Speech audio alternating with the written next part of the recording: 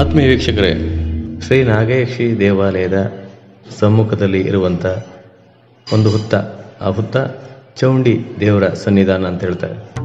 ಹಾಗೆ ಚೌಂಡಿ ದೇವರ ಸನ್ನಿಧಾನಕ್ಕೆ ಶ್ರೀ ನಾಗೇಶಿ ದೇವಿಗೆ ಹೇಗೆ ಪೂಜೆ ಮಾಡ್ತಾರೆ, ಅದೇ ರೀತಿ ಚೌಂಡಿ ದೇವಿ ಕೂಡ ಪೂಜೆಯನ್ನು ಪ್ರತಿದಿನ ಮಾಡ್ತಾರೆ. ಅಲ್ಲಿನ ವಿಶೇಷತೆ ಏನಂದರೆ, ಆ ಹುತ್ತ ಪ್ರತಿದಿನ ಬೆಳೀತಿದೆ. ಅರ್ಚಕರು ಈ ದಿನ ಹೂ ಇಟ್ಟಾಗ ಮರನೇ ದಿನ ಬಂದಾಗ ಆ ಹೂವಿನ ಮೇಲೆ ಮಣ್ಣು ಬೆಳೆದು, ಅಂದರೆ ಹುತ್ತ ಬೆಳೆದಿರ್ತದೆ.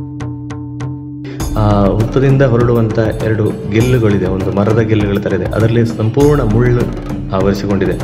ಅದನ್ನು ಕಡಿಯೋಣ ಎನ್ನುವಂಥ ಆಲೋಚನೆಯಲ್ಲಿ ದೇವಾಲಯದಿದ್ದಾಗ, ಅದು ಬೇಡ, ನನ್ನ ಜಡೆ ಅದು, ನೀವು ಕಡಿಬೇಡಿ ಎನ್ನುವಂಥ ನಿರ್ದೇಶನ ಬಂದ ಕಾರಣ ಅದನ್ನು ಹಾಗೆ ಬಿಟ್ಟಿದ್ದಾರೆ. ಒಂದು ಮುಳ್ಳು ಇರುವಂಥ ಮರದ ಒಂದು ಏನು ಬೇರು ಹೇಳ್ತೇವೆ, ಆ ರೀತಿ ಆವರಿಸಿಕೊಂಡಿದೆ ಹುತ್ತಕ್ಕೆ. ಬಹಳ ವಿಶೇಷವಾದಂಥ ಒಂದು ಹುತ್ತ, ಚೌಂಡಿ ದೇವರ ಹುತ್ತ.